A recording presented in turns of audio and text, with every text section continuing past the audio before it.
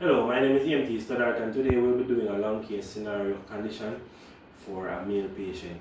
So today we have a male patient who we got a call that was struck from a motorcycle and found lying along the roadway. So the first thing we do is to determine that the scene is safe. And if the scene is safe to operate, we'll go ahead and operate. We will also ensure BSI is intact and also that we determine the number of patients available. So one patient, so we'll also determine the mechanism of injury in this situation, which would be a fall after being struck from a motorcycle. ALS would be considered calling for assistance, and also we're going to take C-spine precautions in this situation. My general impression of this patient after arriving is that I found a male patient lying supine on the ground in his mid-40s, unresponsive to us approaching, and also he has a deformity to his left leg. So I would then go down and take C-spine precautions first and foremost. Sir, if you hear me, do not move. After doing so, I would ask my partner to come and take C-spine precaution. Partner? Okay. Alright, now that my partner is taking C-spine precaution, I will determine the patient's level of consciousness. Sir, are you hearing me? No. Painful stimuli? Painful stimuli, the patient groaned, right, to painful stimuli, right? So I would then ask my partner to open the airway using the jaw thrust maneuver for us to check the airway for any foreign objects. So the partner open the airway, I'm not seeing any foreign objects, the patient airway is patent. So I would then move on to breathing, where I check for the patient's breathing for an active breath. Look, listen and feel for the patient's chest rise, there is actually an active breath. The chest rise and fall is adequate. And equal bilaterally. The patient's rate of breathing is per minute, 18 breaths per minute. We would then auscultate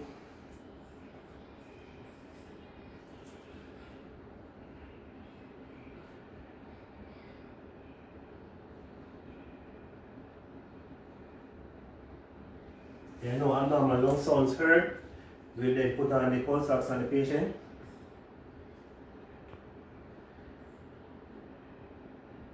Based on the pulse ox reading, 90%, we will then determine to give the patient 6 liters of oxygen via nasal cannula, and ask my partner to set that up.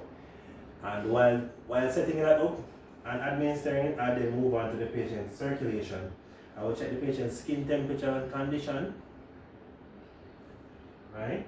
The patient temperature is 34 degrees Celsius. I would also inspect the patient's wound to see if there is any active bleeding. I'm not seeing any at this time.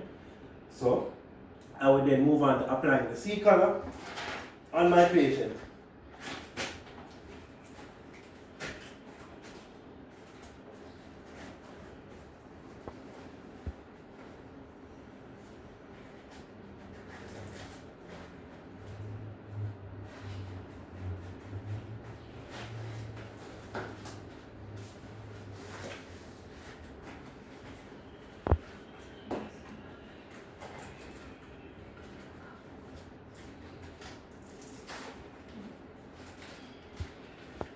Alright, now that the patient's C-collar is in place,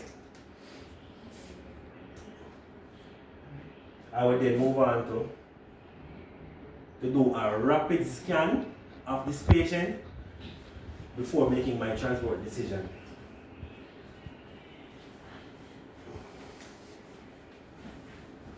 Alright, there are no deformities to the patient's head, face, neck, chest, abdomen,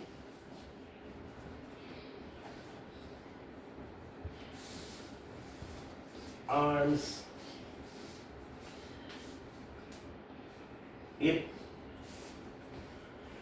Alright, so there's only a deformity to the patient's left leg, and I am going to proceed to make my transport decision. And this is a patient that we are going to be transporting to the hospital, but before doing so, I'm going to bandage and splint the patient's left leg, and then roll the patient onto a backboard, transporting them to the ambulance. I'm going to ask my partner to get the splints for me. Partner?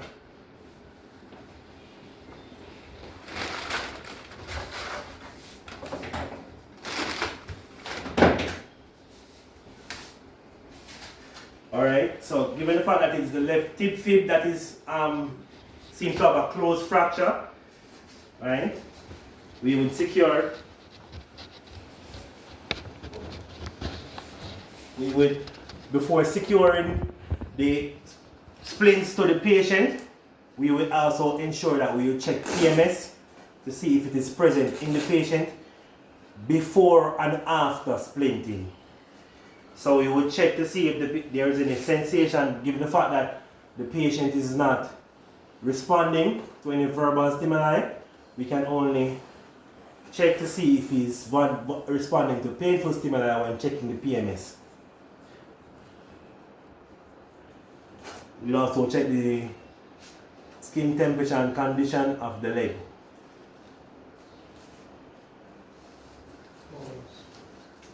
And also, we will check the pulse as well.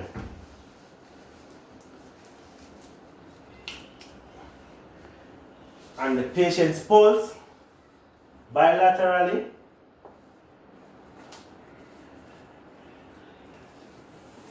(110 beats per minute). Alright, now that the patient has been splinted and we've gone through our ABCs, we're going to log roll the patient on the backbone.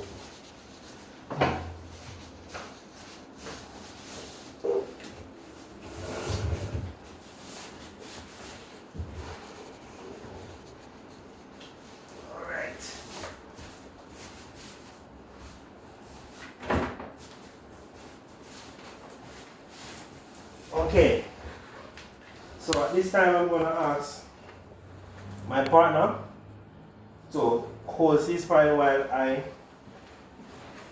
log roll the patient's midsection onto the backboard. Alright, on the heads count. 1, 2, 3. Alright, at this time I'm going to take the opportunity to assess the back side of the patient. Right? For any deformities and also auscultate as well.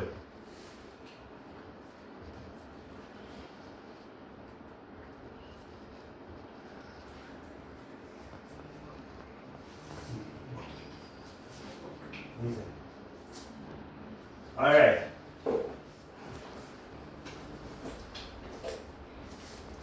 All right. Go.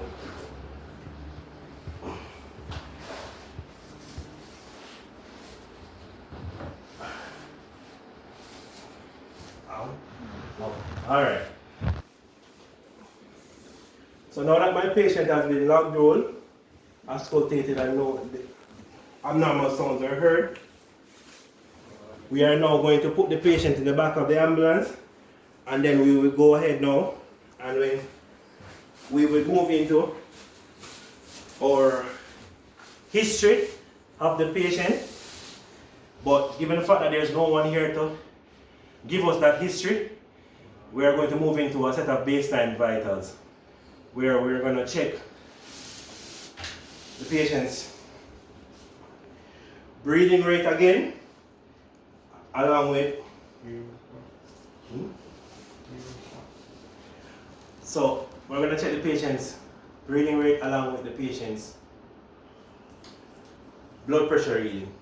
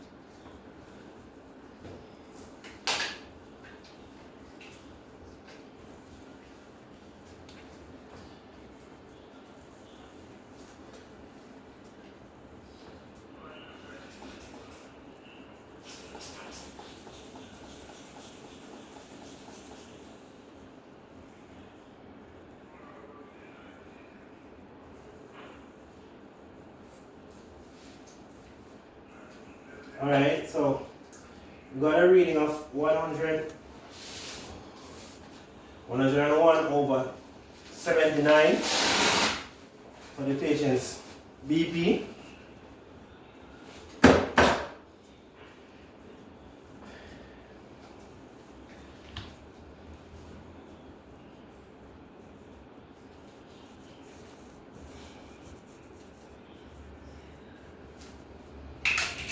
And the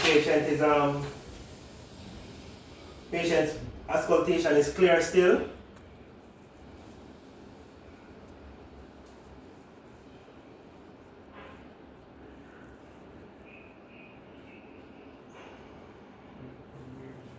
Alright. I would also use the pupil gauge to check the patient's pupil reactivity and their pearl. The patient is breathing at a rate of 23 breaths per minute actually, and the patient pulse reading is 105 beats per minute. So